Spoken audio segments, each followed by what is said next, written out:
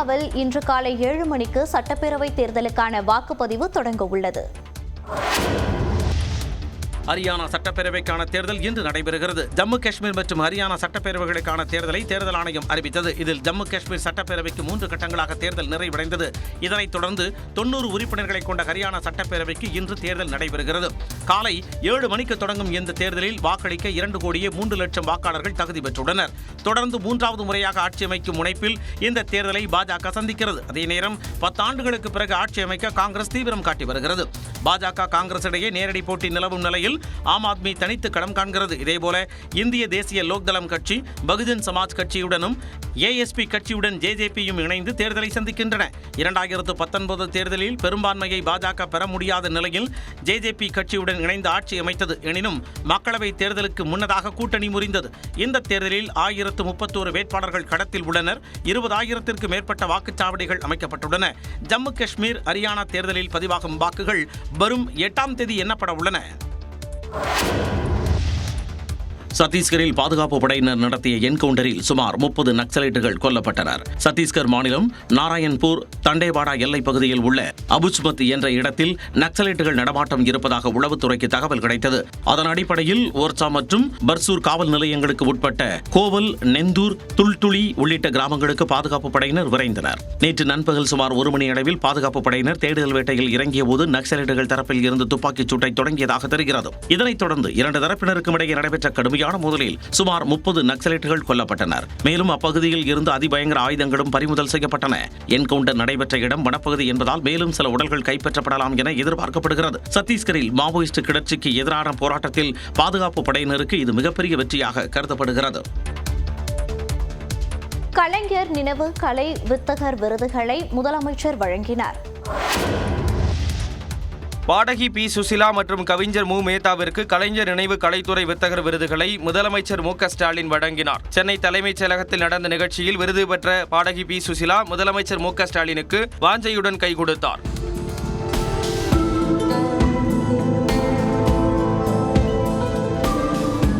அப்போது கருணாநிதி எழுதிய காகித ஓடம் கடல் அலை மீது என்ற பாடலை சுசிலா முதலமைச்சரிடம் பாடி காட்டினார்.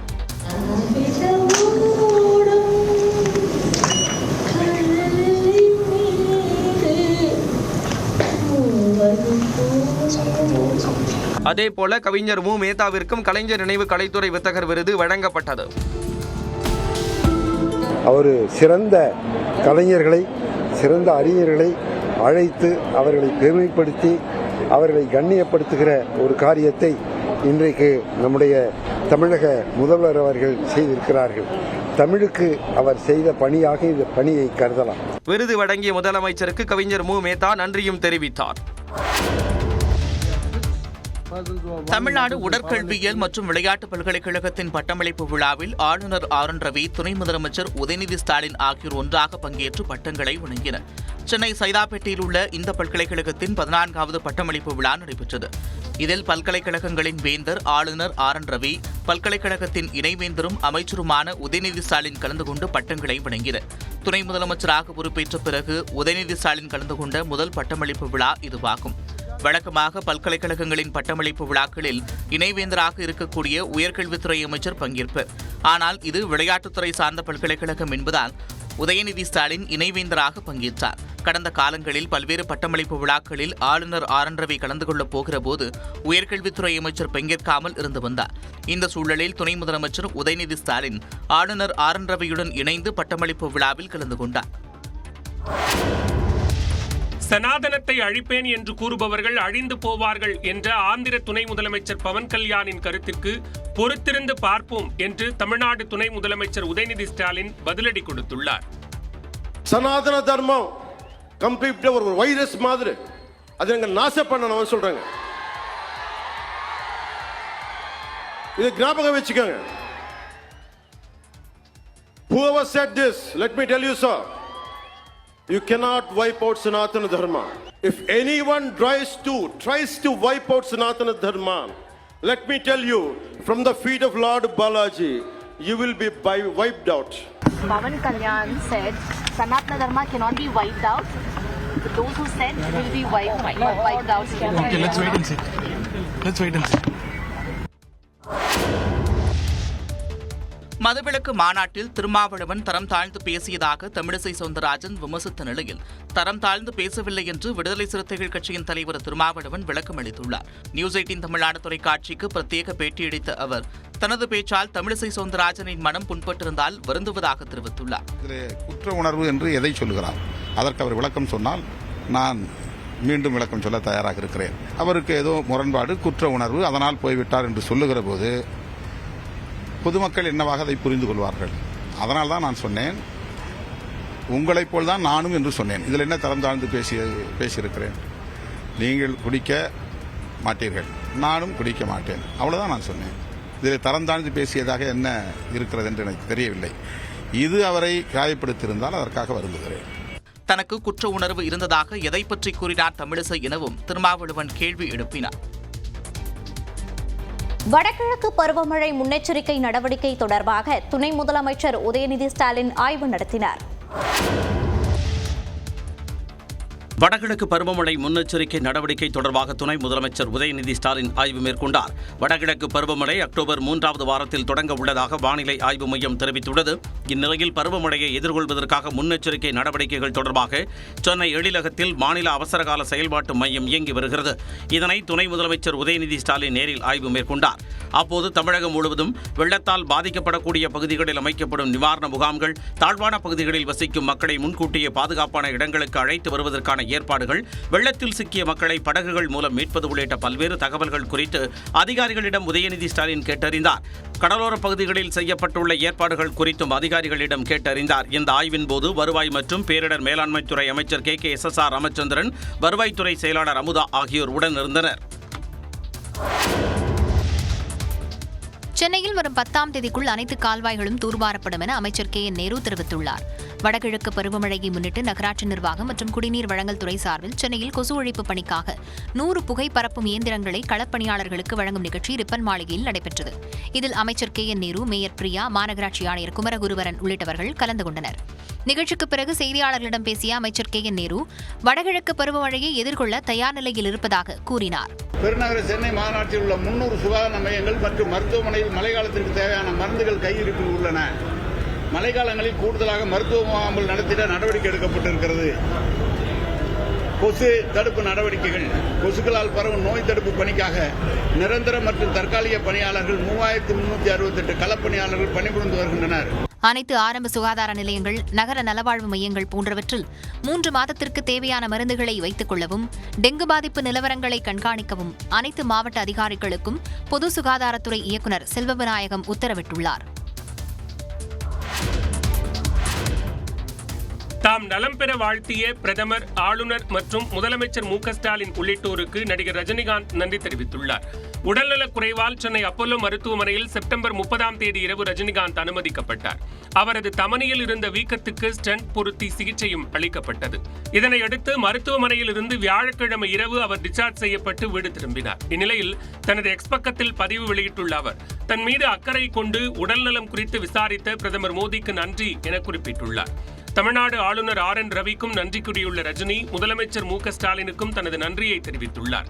தாம் மருத்துவமனையில் இருக்கும்போது நலம் விசாரித்ததுடன் குணமடையவும் முதலமைச்சர் வாழ்த்தியதாக அவர் குறிப்பிட்டுள்ளார். தாம் நலம் பெற வாழ்த்திய அரசியல் பிரபலங்கள், சினிமா பிரபலங்கள், ரசிகர்கள் மற்றும் பொதுமக்களுக்கும் ரஜினி நன்றி கூறியுள்ளார்.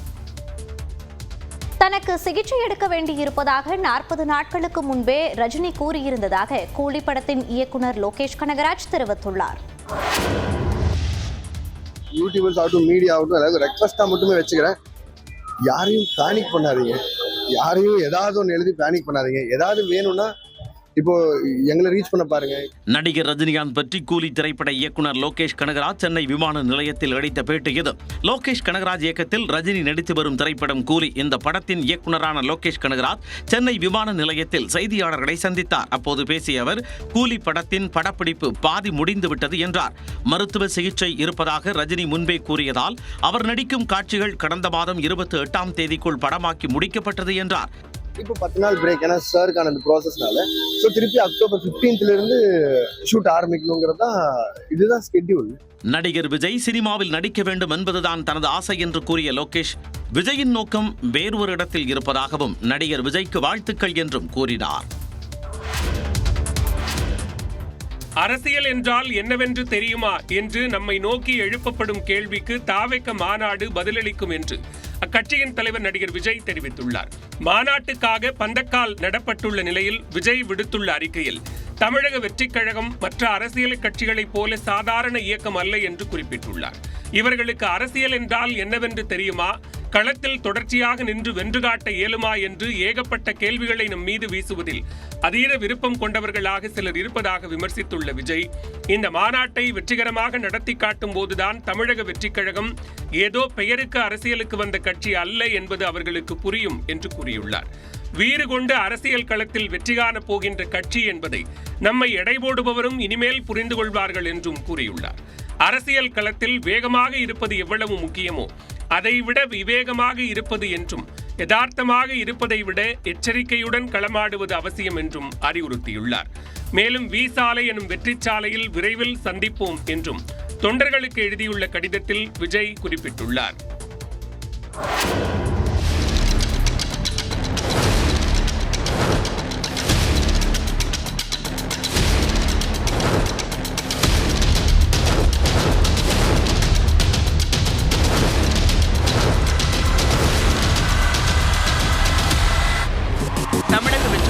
மாநாடு பரபரப்புக்கு இடையே நடிகர் விஜய் நடிக்கும் 69வது படத்தின் படப்பிடிப்பு பூஜையுடன் சென்னையில் இனிதே தொடங்கியது. வெங்கட் பிரபு இயக்கத்தில் உருவான த கோட் படத்தை தொடர்ந்து வினோத் இயக்கும் புதிய படத்தில் நடிகர் விஜய் நடிக்கிறார். அனிருத் இப்படத்திற்கு இசையமைக்கிறார். இன்னும் தலைப்பிடாத இந்த படத்திற்கு தளபதி 69 என்ற தற்காலிக பெயரிடப்பட்டுள்ளது. இப்படத்தில் பூஜா ஹெக்டே, மமிதா பைஜு, பாபி தியோல், கௌதம் வாசுதேவ், பிரகாஷ் ராஜ், பிரியாமணி உள்ளிட்ட பலரும் நடிக்கின்றனர். பீஸ்ட் திரைப்படத்திற்கு பிறகு விஜயுடன் பூஜா ஹெக்டே மீண்டும் இணைந்துள்ளார். இந்நிலையில் இப்படத்தின் பூஜை சென்னையில் நடைபெற்றது. இதில் நடிகர் விஜய், பூஜா ஹெக்டே, இயக்குநர் வினோத் உள்ளிட்ட படக்குழுவினர் கலந்து கொண்டனர்.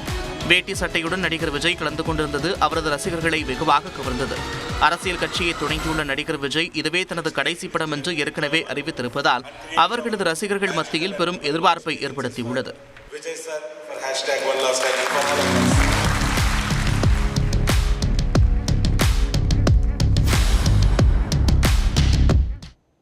திருப்பதி லட்டு விவகாரத்தில் சிறப்பு விசாரணை குழு அமைக்கப்பட்டுள்ளது.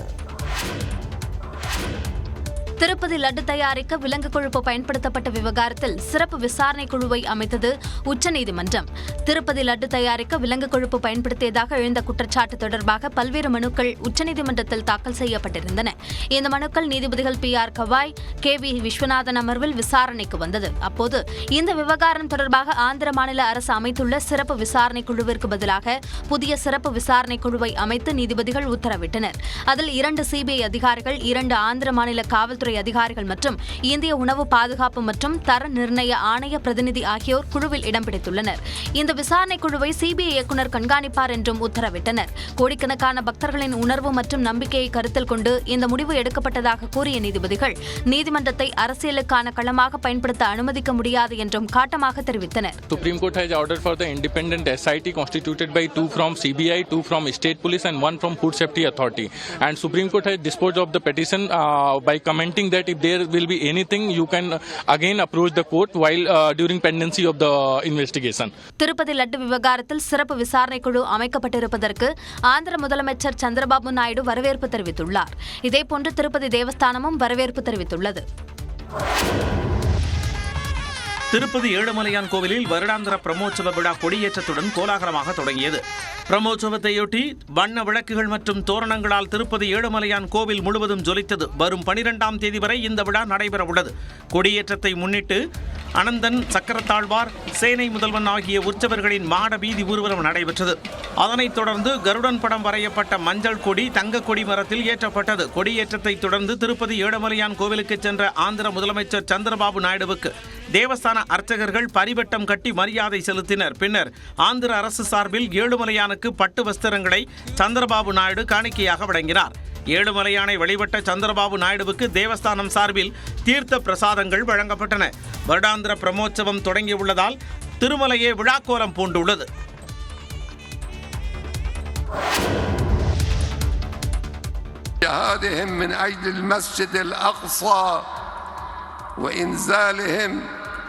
الضربة للكيان الغاصب والظالم قد خطوا خطبة في سبيل خدمة. ஒட்டுமொத்த இஸ்ரேல் தேசமே இந்த ஒற்றை மனிதரான அயத்துல்லா கமேனிக்கு குறிவைத்திருக்கும் நிலையில் தேவைப்பட்டால் இஸ்ரேலை மீண்டும் தாக்குவோம் என அயத்துல்லா கமேனி சூளுரைத்த காட்சிகளே இவை. ஹிஸ்புல்லா அமைப்பின் தலைவர் ஹசன் நசரல்லா கொல்லப்பட்டதை அடுத்து கடந்த செவ்வாய்க்கிழமை இஸ்ரேல் மீது 200 ஏவுகணைகளை வீசி ஈரான் தாக்குதல் நடத்தியது. இதனால் இஸ்ரேல் ஈரான் இடையே போர் பதற்றம் நீடிக்கிறது. இந்நிலையில் 5 ஆண்டுகளுக்கு பிறகு அந்நாட்டின் தலைவர் அயத்துல்லா கமேனி உரையாற்றினார். அப்போது இஸ்லாமிய நாடுகள் ஒன்றிணைந்து எதிரிகளை கையாள வேண்டும் என வலியுறுத்தினார். மேலும் இஸ்ரேல் மீது ஈரான் நடத்திய ஏவுகணை தாக்குதல் நேர்மையானதுதான் எனவும் இனிமேல் தாக்குதல் நடத்தினாலும் அது தவறில்லை எனவும் அயத்துல்லா கமேனி தெரிவித்தார். மேலும் இஸ்ரேல் மீதான தாக்குதல் என்பது சிறிய தண்டனைதான் எனவும் தேவைப்பட்டால் இஸ்ரேல் மீது மீண்டும் தாக்குதல் நடத்துவோம் என்றும் அயத்துல்லா கமேனி எச்சரிக்கை விடுத்தார். இஸ்ரேலின் தாக்குதலுக்கு அஞ்சி அயத்துல்லா கமேனி பதுங்கிவிட்டதாக மேற்கத்திய ஊடகங்கள் செய்தி வெளியிட்ட நிலையில் அதனை பொய்யென நிரூபிக்கும் வகையில் மக்கள் முன்னிலையில் கமேனி உரையாற்றினார். கடந்த 4 நாட்களில் ஹிஸ்புல்லா அமைப்பைச் சேர்ந்த 250 பேரை கொன்று குவித்துள்ளதாக இஸ்ரேல் பாதுகாப்பு படை தெரிவித்துள்ளது. காசாவில் உள்ள ஹமாஸ் அமைப்பினருக்கு ஆதரவாக இஸ்ரேல் மீது லெபனானில் உள்ள ஹிஸ்புல்லா அமைப்பினர் தாக்குதல் நடத்துகின்றனர்.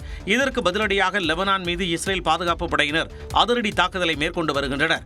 இந்நிலையில் கடந்த 4 நாட்களாக நடத்தப்பட்ட தாக்குதல்களில் 2000க்கும் மேற்பட்ட ராணுவ இலக்குகளை அழித்துள்ளதாக இஸ்ரேல் பாதுகாப்பு படை தெரிவித்துள்ளது. ஹிஸ்புல்லா அமைப்பைச் சேர்ந்த 250 பேரை கொன்றுள்ளதாகவும் இதில் 20க்கும் மேற்பட்ட கமாண்டர்கள் கொல்லப்பட்டதாக குறிப்பிடப்பட்டுள்ளது. உளவுத்துறை தகவல் அடிப்படையிலான இந்த தாக்குதல் மூலம் தெற்கு லெபனானில் திட்டமிட்ட தாக்குதலை இஸ்ரேல் விமானப்படை மேற்கொண்டதாகவும் தெரிவிக்கப்பட்டுள்ளது. சென்னை மெரினா கடற்கரை பகுதியில் நாளை நடைபெறும் விமான சாகச நிகழ்ச்சிக்காக போக்குவரத்து மாற்றம் செய்யப்பட்டுள்ளது.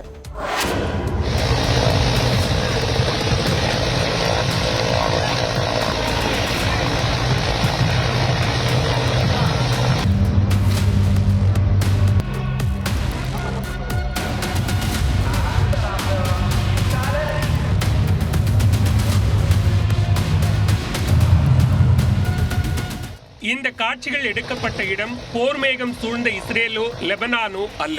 சென்னை மெரினா கடற்கரையில் நிகழ்த்தப்பட்ட விமானப்படையின் அதிரடி ஒத்திகை காட்சிகள் தான் இவை. சென்னை மெரினா கடற்கரையில் இந்திய விமானப்படை சார்பில் ஞாயிற்றுக்கிழமை பிரம்மாண்ட விமான சாகச நிகழ்ச்சி நடைபெறுகிறது. இந்நிகழ்ச்சிக்கான இறுதி ஒத்திகை மெரினா கடற்கரையில் நடைபெற்றது. இதில் MI-70 ஹெலிகாப்டரில் கமாண்டோ வீரர்கள் வானிலிருந்து குதித்து பயங்கரவாதிகளிடம் சிக்கிய பிணை கைதிகளை மீட்பது போன்ற சாகச காட்சிகளை தத்ரூபமாக செய்து காட்டினர்.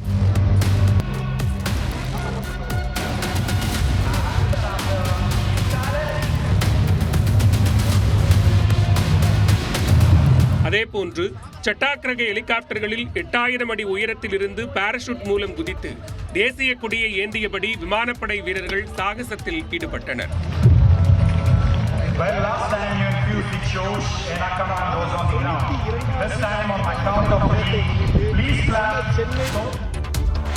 விமானப்படை சாகச நிகழ்ச்சியை ஒட்டி சென்னை மெரினா கடற்கரை பகுதிகளில் போக்குவரத்து மாற்றம் செய்யப்பட்டுள்ளது.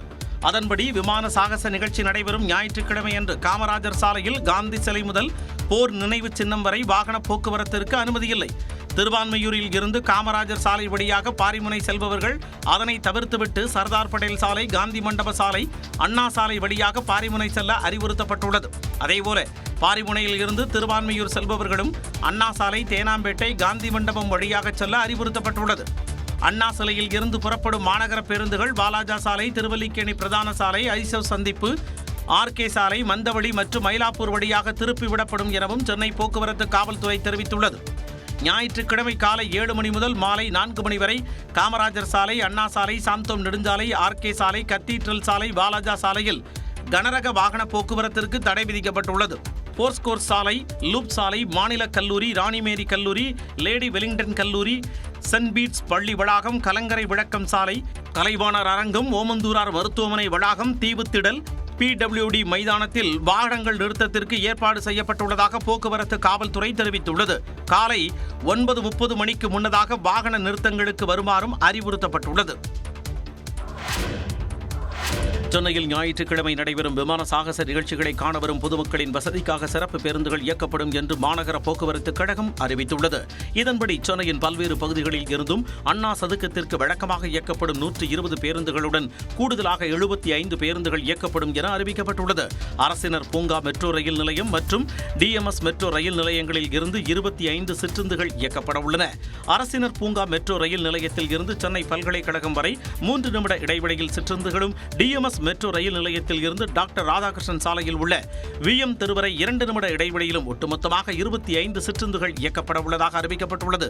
மேலும் முக்கிய பேருந்து நிலையங்களில் அலுவலர்களை நியமித்து பேருந்துகள் இயக்கத்தினை கண்காணிக்கவும் நடவடிக்கை எடுக்கப்பட்டுள்ளதாக மாநகர போக்குவரத்து கழகம் தெரிவித்துள்ளது.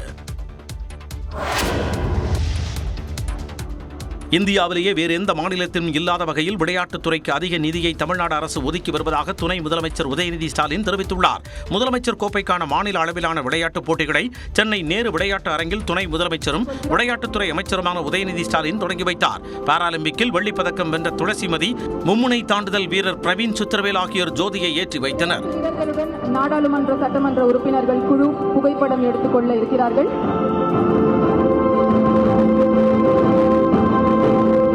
தொடக்க விழாவில் கலை நிகழ்ச்சிகள் களை கட்டின.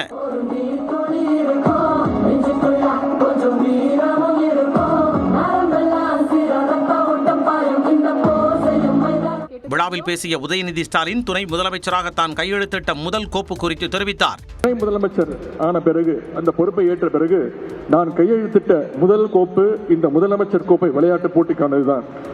இதற்கான நிதியை 82 கோடி ரூபாயை உயர்த்துவதற்கான கோப்பில் தான் முதல் கையெழுத்திட்டேன் என்பதை இங்கே பெருமையோடு நான் கூறிக்கொள்ள விரும்புகின்றேன். மாவட்ட அளவிலான விளையாட்டுப் போட்டிகளில் வெற்றி வாகை சூடியவர்கள் முதலமைச்சர் கோப்பைக்கான மாநில அளவிலான விளையாட்டுப் போட்டிகளில் பங்கேற்கின்றனர்.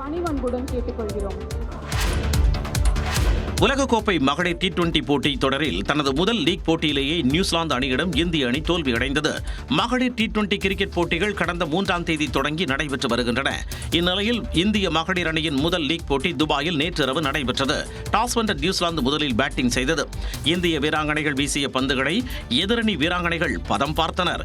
நியூசிலாந்து தரப்பில் ஆட்டமிழக்காமல் சோஃபி டெவின் 57 ரன்கள் குவித்தார். 20 ஓவர்கள் முடிவில் 4 விக்கெட்டுகளை இழந்த நியூசிலாந்து அணி 160 ரன்கள் குவித்தது. 161 ரன்கள் என்ற இலக்கை விரட்டிய இந்திய வீராங்கனைகள் அடுத்தடுத்து விக்கெட்டுகளை இழந்து அதிர்ச்சி அளித்தனர். கேப்டன் ஹர்மன் பிரீத் கவுர் மட்டுமே அதிகபட்சமாக 15 ரன்கள் எடுத்தார். மற்ற வீராங்கனைகள் பிரகாசிக்க தவறியதால் இந்திய அணி 19 ஓவர்களின் முடிவில் 102 ரன்களை மட்டுமே எடுத்து தோல்வியடைந்தது. 58 ரன்கள் வித்தியாசத்தில் நியூசிலாந்து அணி அபார வெற்றி பெற்றது.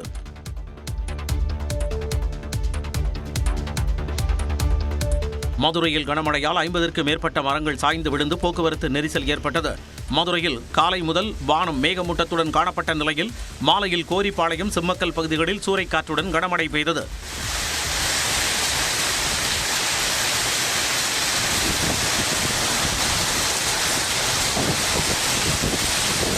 கனமழையால் மதுரை மாவட்ட ஆட்சியர் அலுவலகம், அண்ணா பேருந்து நிலையம், KK நகர், அண்ணா நகர் உள்ளிட்ட பல்வேறு பகுதிகளிலும் மரங்கள் சாய்ந்து விழுந்தன. 20க்கும் மேற்பட்ட மின்கம்பங்களும் சாய்ந்து சேதமாகின. ஆட்சியர் அலுவலக வளாகத்தில் மரங்கள் விழுந்ததில் 3 கார்கள் மற்றும் சில இருசக்கர வாகனங்கள் சேதமாகின. மேலூரில் கனமழை காரணமாக கடும் போக்குவரத்து நெரிசல் ஏற்பட்டது. தூத்துக்குடி, நாமக்கல், மயிலாடுதுறை உள்ளிட்ட மாவட்டங்களில் கனமழை பெய்ததால் விவசாயிகள் மகிழ்ச்சி அடைந்துள்ளனர். தூத்துக்குடி மாவட்டம் விளாத்திகுளம், சுப்பிரமணியபுரம், கமலாபுரம் பகுதிகளில் 2 மணி நேரத்திற்கு மேலாக இடி மின்னலுடன் மழை பெய்தது.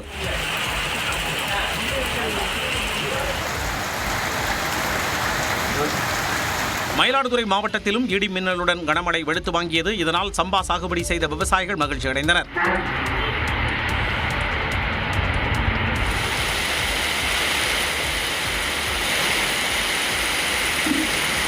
சீர்காழியில் கனமழை காரணமாக தாழ்வான பகுதிகளில் தண்ணீர் தேங்கியது. உடனடியாக மழைநீர் வடிவதற்கு தேவையான நடவடிக்கை எடுக்க வேண்டும் என அப்பகுதி மக்கள் கோரிக்கை விடுத்துள்ளனர்.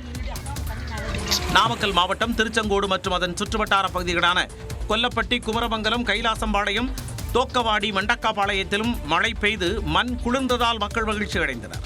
புதுச்சேரி மாநிலம் காரைக்காலிலும் கனமழை பெய்தது. புதுக்கோட்டை காந்திநகர் பகுதியில் காற்று, இடி, மின்னலுடன் நேற்று இரவு 1.5 மணி நேரம் கொட்டிய கனமழையால் குடியிருப்புகளுக்குள் தண்ணீர் புகுந்தது. மழைநீர் குடியிருப்புகளுக்குள் புகுந்த நிலையில் உடனடியாக அங்கு சென்ற தீயணைப்புத் துறையினர் இயந்திரங்களின் உதவியுடன் தண்ணீரை உறிஞ்சி எடுத்தனர். சில இடங்களில் பாதுகாப்பு கருதி மின்சார சேவையும் துண்டிக்கப்பட்டது.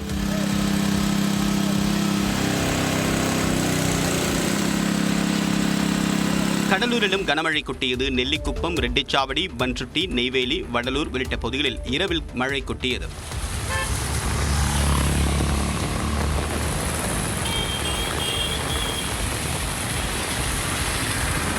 வேலூர், காட்பாடி உள்ளிட்ட பகுதிகளிலும் கனமழை பெய்தது. காட்பாடியில் சித்தூர் பேருந்துக்காக காத்திருந்தோர் மழை வெள்ளத்தில் அவதியடைந்தனர்.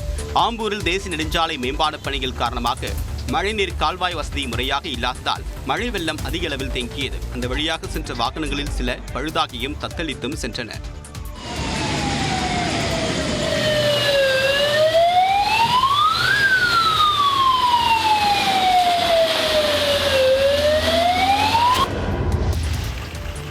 திண்டுக்கல் மாவட்டம் பழனி மற்றும் சுற்றுவட்டார பகுதிகளில் நேற்று அரை மணி நேரம் பலத்த மழை கொட்டியது. இதனால் இதமான சூழல் நிலவியது.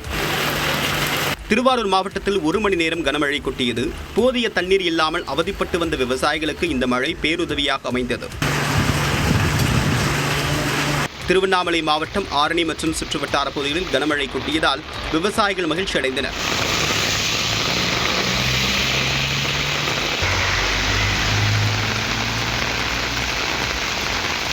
திருச்சி மாவட்டம் துறையூர் அருகே பி மோட்டூரில் 1 மணி நேரம் கொட்டிய மழையால் 5 வீடுகளுக்குள் தண்ணீர் புகுந்தது.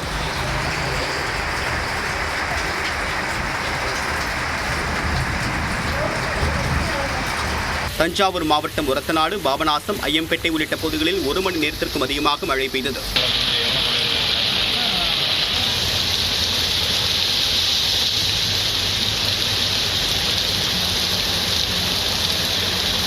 பெரம்பலூர் மாவட்டத்தின் பல்வேறு பகுதிகளில் இடி மின்னலுடன் 1 மணி நேரம் பெய்த மழையின் காரணமாக விவசாயிகள் மகிழ்ச்சி அடைந்தனர்.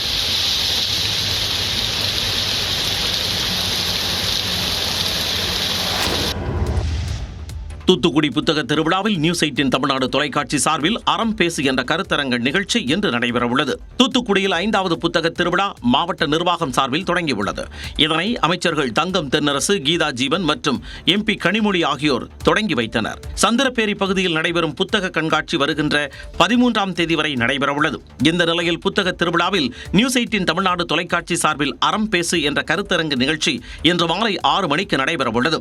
இன்றைய இளைஞர்களிடம் விஞ்சி நிற்க வேண்டியது சமூக பார்வையா அல்லது தனிமனித வளர்ச்சியா என்ற தலைப்பில் நடைபெறும் இந்த கருத்தரங்கை நியூஸ் 18 தமிழ்நாடு ஆசிரியர் கார்த்திகை செல்வன் நெறி ஆளுகை செய்கிறார். இன்றைய இளைஞர்களிடம் விஞ்சி நிற்க வேண்டியது சமூக பார்வையே என்ற தலைப்பில் ஆளி செந்தில்நாதனும் ஆனந்தம் செல்வகுமாரும் உரையாற்ற உள்ளனர்.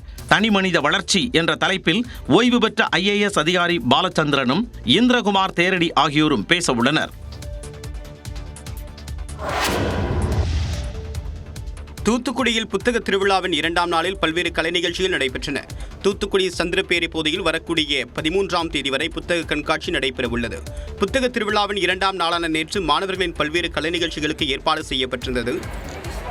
இதில் நாடாளுமன்ற உறுப்பினர்கள் கனிமொழி, ரவிக்குமார், நியூஸ் 18 தமிழ்நாடு தொலைக்காட்சி ஆசிரியர் கார்த்திகை செல்வன் உள்ளிட்டோர் பங்கேற்றனர். புத்தக திருவிழாவில் ஏராளமானோர் ஆர்வத்துடன் புத்தகத்தை வாங்கிச் செல்வது குறிப்பிடத்தக்கது.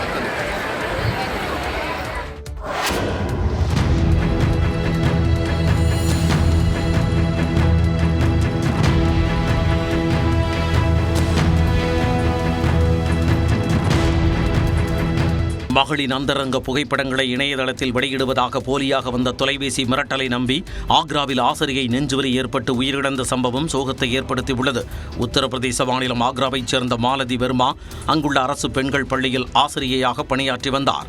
இவரை கடந்த 30ஆம் தேதி செல்போனில் அழைத்த அடையாளம் தெரியாத நபர் மாலதி வெர்மாவின் மகள் பாலியல் மோசடியில் சிக்கியுள்ளதாக தெரிவித்துள்ளார்.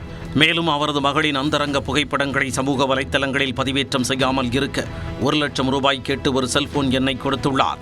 அந்த செல்போன் எண்ணின் சுயவிவரத்தில் காவல் அதிகாரியின் புகைப்படம் இருந்ததால் பீதியடைந்த ஆசிரியை மாலதி வெர்மா தனது மகன் மூலம் 1 லட்சம் ரூபாயை அனுப்பியுள்ளார்.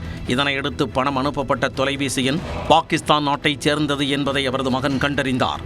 ஆனால் தனது மகள் பாலியல் மோசடியில் சிக்கியிருப்பதை உண்மை என நம்பி கவலையில் இருந்த ஆசிரியை மாலதி வெர்மாவுக்கு திடீரென மாரடைப்பு ஏற்பட்டது. உடனடியாக அவரை மருத்துவமனைக்கு கொண்டு சென்றபோது செல்லும் வழியிலேயே அவர் உயிரிழந்தார். பெண்ணிற்கு வந்த தொலைபேசி எண்ணில் ஓய்வு பெற்ற தமிழ்நாட்டைச் சேர்ந்த IPS அதிகாரி விஜயகுமாரின் புகைப்படம் இருப்பது குறிப்பிடத்தக்கது.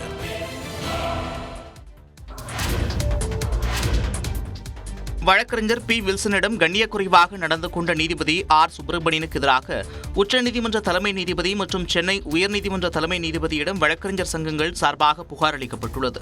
அண்மையில் தமிழ்நாடு அரசு பணியாளர் தேர்வாணையம் தொடர்பான வழக்கு விசாரணையின் போது மூத்த வழக்கறிஞர் வில்சனிடம் நீதிபதி ஆர் சுப்பிரமணியன் கடுமையாக பேசியதாக சமூக வலைதளங்களில் வீடியோ காட்சிகள் வெளியாகின. இது தொடர்பாக தமிழ்நாடு புதுச்சேரி வழக்கறிஞர்கள் கூட்டமைப்பு, சென்னை உயர்நீதிமன்ற வழக்கறிஞர்கள் சங்கம் உள்ளிட்ட சங்கங்கள் உச்சநீதிமன்ற தலைமை நீதிபதி மற்றும் சென்னை உயர்நீதிமன்ற தலைமை நீதிபதியிடம் புகார் அளித்துள்ளன. போல சம்பவங்கள் இனிமேல் நடைபெறக்கூடாது. மூத்த வழக்கறிஞர்கள் கண்ணியக்குறைவாக நடத்தப்படக்கூடாது. அதே போல மற்ற வழக்கறிஞர்களும் கண்ணியக்குறைவாக நடத்தப்படக்கூடாது.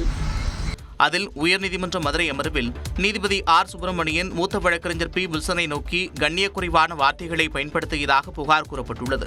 மேலும் நீதிபதி சுப்பிரமணியன் மற்ற வழக்கறிஞர்களிடமும் அதேபோல கடுமையான வார்த்தைகளை பயன்படுத்துவதாக புகார் கூறியுள்ள வழக்கறிஞர்கள் சங்கத்தினர் நீதிமன்ற விசாரணை காட்சிகளை பதிவு செய்து வெளியிட தடை செய்யப்பட்டிருக்கும் நிலையில் வீடியோ காட்சிகள் எப்படி வெளியானது என்பது குறித்தும் விசாரிக்க வேண்டும் என்றும் கோரிக்கை விடுத்துள்ளனர்.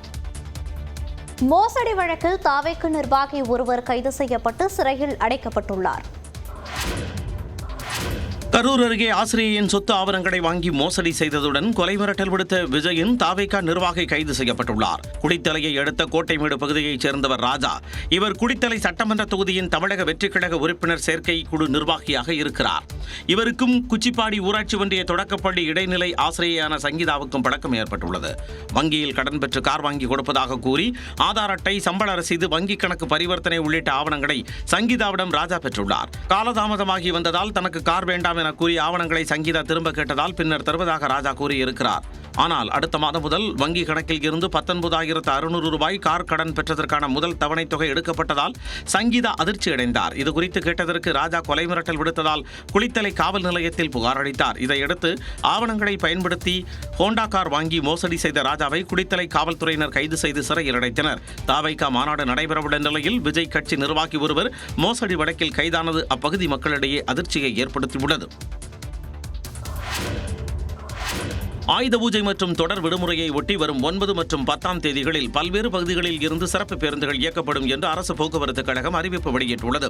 இதன்படி கிளாம்பாக்கத்தில் இருந்து திருவண்ணாமலை, மதுரை உள்ளிட்ட ஊர்களுக்கு வழக்கமாக இயக்கப்படும் பேருந்துகளுடன் புதன்கிழமை 225 சிறப்பு பேருந்துகளும், வியாழக்கிழமை 880 சிறப்பு பேருந்துகளும் இயக்க திட்டமிடப்பட்டுள்ளது. இதேபோல சென்னை கோயம்பேட்டில் இருந்து நாகை, வேளாங்கண்ணி, திருவண்ணாமலைக்கு புதன்கிழமை 35 பேருந்துகளும், வியாழக்கிழமை 265 பேருந்துகளும் இயக்கப்பட உள்ளது. இதேபோல் பெங்களூரு, திருப்பூர் உள்ளிட்ட பகுதிகளில் இருந்து பல்வேறு ஊர்களுக்கு புதன்கிழமை 200 சிறப்பு பேருந்துகள் இயக்கப்பட இருக்கின்றன. மாதவரத்தில் இருந்து பல ஊர்களுக்கும் வருகின்ற 9, 10 ஆகிய தேதிகளில் 110 சிறப்பு பேருந்துகளும் இயக்கப்பட உள்ளன. இதேபோல் ஞாயிற்றுக்கிழமை என்று சொந்த ஊர்களில் இருந்து பல பகுதிகளுக்கு பயணிக்கும் மக்களின் தேவைக்கு ஏற்ப சிறப்பு பேருந்துகளும் இயக்க திட்டமிடப்பட்டுள்ளது. இதேபோல ஆயுத பூஜை, தீபாவளி உள்ளிட்ட பண்டிகை நாட்களில் கூட்ட நெரிசலை சமாளிக்க திருச்சியில் இருந்து தாம்பரத்திற்கும் மறுமார்க்கத்திலும் சிறப்பு ரயில்கள் அறிவிக்கப்பட்டுள்ளன. வரும் 11ஆம் தேதி முதல் டிசம்பர் 31ஆம் தேதி வரை சிறப்பு ரயில்களும் அறிவிக்கப்பட்டுள்ளன. இந்த சிறப்பு ரயில்கள் குறிப்பிட்ட காலத்தில் செவ்வாய், புதன், வெள்ளி, சனி மற்றும் ஞாயிற்றுக்கிழமைகளில் இயக்கப்படுகிறது. சினிமாக்காரங்களை பற்றி நான் போன விட்ட நான் ஏதோ ஒன்று சொல்ல போக எனக்கு பேண்ட் சட்டியெல்லாம் போட்டு விட்டாங்க. அதெல்லாம் நான் விஜயை பற்றி நான் எந்த கருத்தையும் சொல்ல விரும்பலை. அந்த ரசிகர்லாம் அப்புறம் என்னைய கல்ல விட்டுடுவாங்க. வேண்டாம். நடிகர் விஜய் பற்றி ஏதேனும் கருத்து கூறினால் அவரது ரசிகர்கள் தாக்குவார்கள் என்று மதுரை ஆதீனம் அச்சப்பட்ட காணொலிதான் இது. மதுரை வைகை ஆற்றை சுத்தம் செய்வதற்கு பணம் கேட்டு 3 பேர் வந்ததாகவும் பணம் தர முடியாது என தான் கூறியதால் தன்னை பற்றி அவதூறு பரப்புவதாக மதுரை ஆதீனம் குற்றம் சாட்டியுள்ளார். இது தொடர்பாக செய்தியாளர்களை சந்தித்த அவர் தனக்கே உரிய பாணியில் பதிலளித்தார். வைகையை சுத்தம் பண்ணணும், அதுக்கு நீ பணம் தானே கேட்குறாங்க. 15,000 ரூபா கேட்குறான் ஒரு நாளைக்கு. அது 20 நாளாம். என்ன ஆச்சு? நீ செய்வேங்கிறது என்ன அத்தாரிட்டி? நீ வேற வான்னு கூப்பிட்றானுங்க. எனக்கு அவங்கள கண்டவனே சந்தேகம் வந்துருச்சு. வக்கீலுங்கிறான், ஒரு நாளைக்கு 15,000 ரூபா பணம் கொடுக்கன்னா முன்ன பின்னவே எனக்கு தெரியாது. என்னைய வேற அங்கே வாங்குறானுங்க. என்னைய கொண்டு வையரை தள்ளி விட்டுட்டானு என்ன பண்ண? எனக்கு நீச்சல் வேற தெரியாது. நீ இன்னும் போப்பா வெளியேன்ட்டேன். திருப்பதி லட்டு வைணவ பிரச்சனை என்றும் அது குறித்து தான் கருத்து தெரிவிக்க மாட்டேன் என்றும் மதுரை ஆதீனம் குறிப்பிட்டார். அதேபோன்று சனாதனம் குறித்து பவன் கல்யாண் பேசியது, ரஜினிகாந்தின் உடல்நிலை உள்ளிட்டவை தொடர்பாகவும் பேச மாட்டேன் என்றும் மதுரை ஆதீனம் தெரிவித்தார்.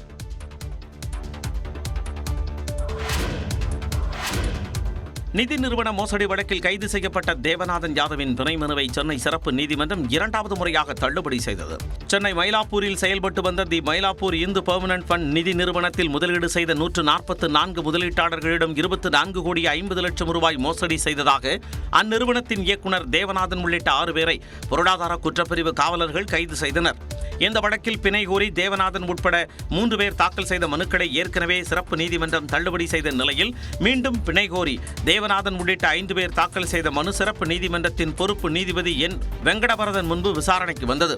அப்போது காவல்துறை தரப்பில் ஆஜரான வழக்கறிஞர் நாள்தோறும் புகார்கள் வந்து கொண்டே இருப்பதாகவும் விசாரணை இன்னும் நிறைவடையாததால் பிணை வழங்கக்கூடாது என்றும் வாதிட்டார். மேலும் பிணையில் வெளிவந்தால் சாட்சிகளை கலைப்பதற்கு வாய்ப்பு இருப்பதாக காவல்துறை தரப்பில் கூறப்பட்டுள்ளது. இதனை ஏற்றுக்கொண்ட நீதிபதி தேவநாதன் யாதவ் உள்ளிட்ட 5 பேரின் பிணை மனுக்களை 2வது முறையாக தள்ளுபடி செய்து உத்தரவிட்டார். கரூர் மாவட்டம் குளித்தலை அருகே அங்கன்வாடி மைய கட்டடத்தில் தமிழில் இருந்த பிழைகள் சரி செய்யப்பட்டுள்ளன.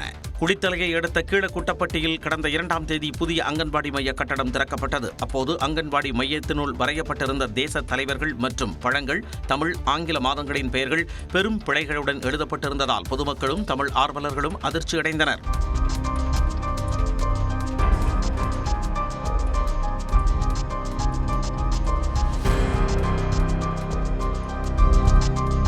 இதுகுறித்த செய்தி வெளியான நிலையில் குளித்தலை வட்டார வளர்ச்சி அலுவலர் பிழைகளுடன் எழுதப்பட்ட தேச தலைவர்கள் மற்றும் தமிழ், ஆங்கில மாதங்கள், பழங்களின் பெயர்களை திருத்தி மாற்றி அமைத்துள்ளார்.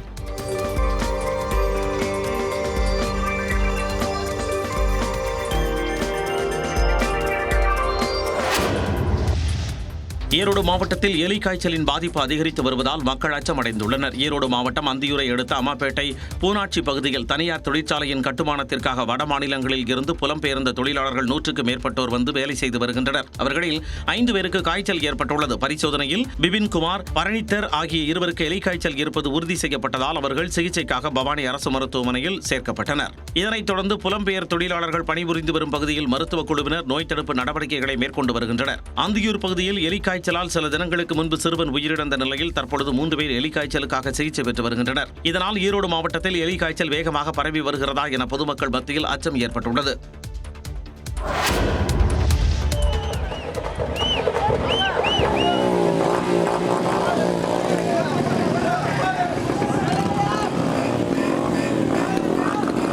விடுதலை போராட்ட வீரர் திருப்பூர் குமரன் பிறந்தநாள் விழாவில் இளைஞர்கள் பைக்கில் அட்ராசிட்டி செய்த காட்சிதான் இது. தமிழ்நாடு முழுவதும் விடுதலை போராட்ட வீரர் திருப்பூர் குமரனின் பிறந்தநாள் விழா கொண்டாடப்பட்டது. இதன் ஒரு பகுதியாக அவருடைய சொந்த ஊரான ஈரோடு மாவட்டம் சென்னிமலையில் குறிப்பிட்ட சாதி அமைப்பு சார்பில் திருப்பூர் குமரனின் சிலைக்கு மாலை அணிவிக்க சுமார் 100 இளைஞர்கள் இருசக்கர வாகனத்தில் சென்று அட்டகாசம் செய்தனர். ஊர்வலமாக சென்ற இளைஞர்கள் சென்னிமலை காவல் நிலையம் எதிரே வாகனங்களில் அதிக ஒலி எழுப்பியதுடன் குத்தாட்டம் போட்டனர்.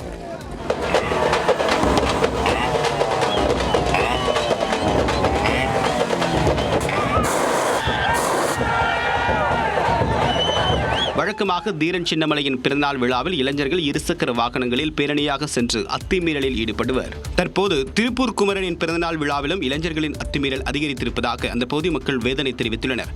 மாவட்ட நிர்வாகம் இதனை கவனத்தில் கொண்டு உரிய நடவடிக்கை எடுக்க வேண்டும் என்பதே பொதுமக்களின் கோரிக்கையாக உள்ளது. பல்லாவரம் வாரச்சந்தையில் கலப்பட புகார் தொடர்பாக பல்வேறு பொருட்களை உணவு பாதுகாப்புத்துறையினர் பறிமுதல் செய்து ஆய்வுக்கு அனுப்பி வைத்தனர். சென்னை பல்லாவரத்தில் வெள்ளிக்கிழமை தோறும் நடைபெறும் வாரச்சந்தை மிகவும் பிரசித்தி பெற்றது. இங்கு குண்டூசி முதல் ஏசி வரை அனைத்து வகையான பொருட்களும் கிடைப்பதால் பல்வேறு இடங்களில் இருந்து பொதுமக்கள் இந்த சந்தைக்கு வந்து பொருட்களை வாங்கிச் செல்கின்றனர். இந்நிலையில் வாரச்சந்தையில் கலப்படம் மற்றும் போலியான உணவுப் பொருட்களை விற்பனை செய்வதாக உணவு பாதுகாப்புத்துறையினருக்கு ஏராளமான புகார்கள் வந்தன.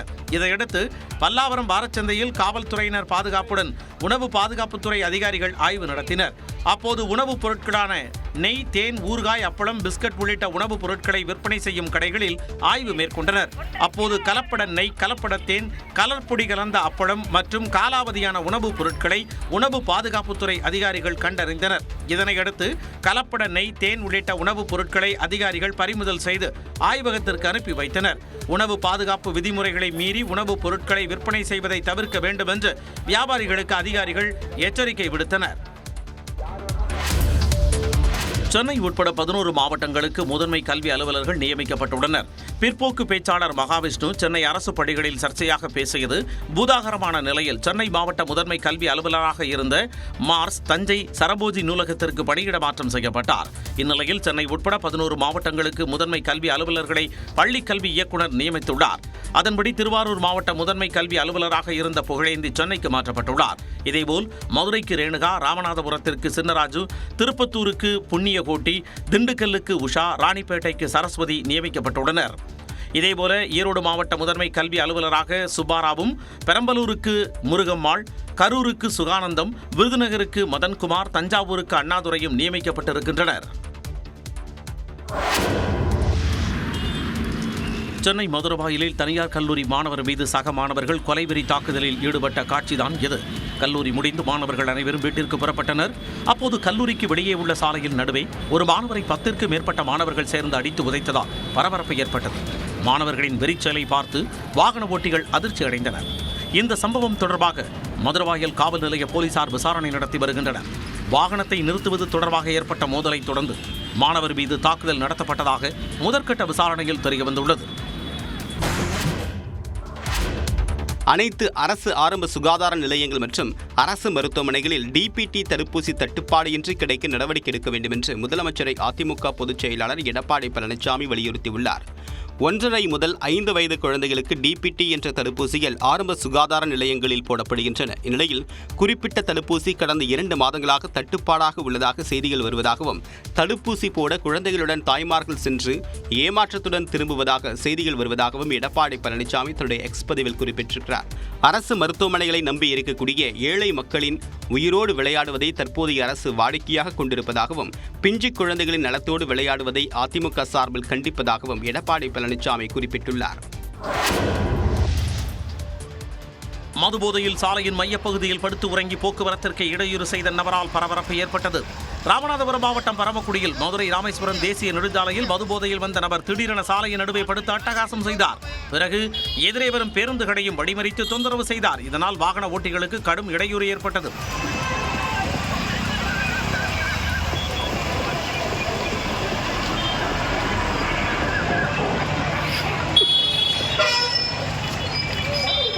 ஒரு மணி நேரத்திற்கு மேலாக மதுபோதையில் அந்த நபர் தேசிய நெடுஞ்சாலையில் வாகனங்களுக்கு இடையூறு செய்ததால் அப்பகுதியில் சிறிது நேரம் போக்குவரத்து நெரிசல் ஏற்பட்டது. அதன் பின்னர் மதுபோதையில் இருந்த நபரை காவல்துறையினர் அழைத்து எச்சரித்து அனுப்பினர். இச்சம்பவத்தால் அப்பகுதியில் சிறிது நேரம் பரபரப்பு ஏற்பட்டது. இலங்கையின் புதிய அதிபர் அனுரகுமார திசநாயக்கவுடன் இந்திய வெளியுறவுத்துறை அமைச்சர் ஜெய்சங்கர் கொழும்புவில் ஆலோசனை மேற்கொண்டார். இலங்கையில் அண்மையில் நடந்து முடிந்த அதிபர் தேர்தலில் ரணில் விக்ரமசிங்கே படுதோல்வியை தழுவினார். புதிய அதிபராக அனுரகுமார திசநாயக்க பொறுப்பேற்றுள்ளார். இந்த நிலையில் இந்திய இலங்கை இடையிலான நல்லுறவை பேணிக்காக்கும் வகையில் வெளியுறவுத்துறை அமைச்சர் ஜெய்சங்கர் இலங்கை சென்றார். கொழும்பு விமான நிலையம் சென்றடைந்த அவரை இலங்கை வெளியுறவு அமைச்சர் விஜிதா ஹெரத் வரவேற்றார்.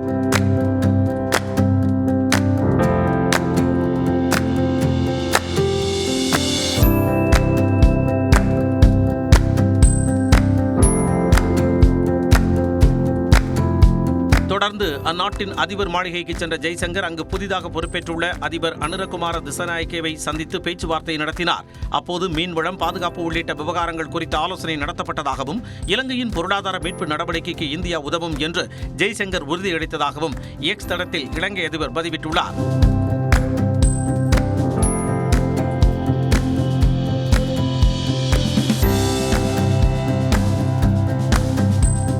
இலங்கை பிரதமர் ஹரிணி அமரசூரியாவை சந்தித்து ஜெய்சங்கர் பேச்சுவார்த்தை நடத்தினார். இருநாட்டு வெளியுறவை பலப்படுத்தும் விதமாக இந்த சந்திப்பு அமைந்துள்ளது. 100 நாள் வேலை திட்டம் ஊராட்சி தலைவர்கள் கொள்ளையடிக்கும் திட்டமாக மாறியிருப்பதாக உயர்நீதிமன்ற மதுரை கிளை வேதனை தெரிவித்துள்ளது. கரூர் அரவக்குறிச்சி கிராம பஞ்சாயத்தில் முறைகேடு நடந்ததாகவும், இதுகுறித்து உரிய விசாரணை நடத்த உத்தரவிடக் கோரியும் கோபிநாத் என்பவர் உயர்நீதிமன்ற மதுரை கிளையில் வழக்கு தொடர்ந்தார். இந்த வழக்கு நீதிபதிகள் சுப்பிரமணியன் மற்றும் விக்டோரியா கௌரி அமர்வு முன்பு விசாரணைக்கு வந்தது. அப்பொழுது மகாத்மா காந்தி 100 நாள் வேலை திட்டம் என்ற பெயரை வைத்துக் கொண்டு முறைகேடு செய்வது வியப்பாக உள்ளதாக நீதிபதிகள் கருத்து தெரிவித்தனர்.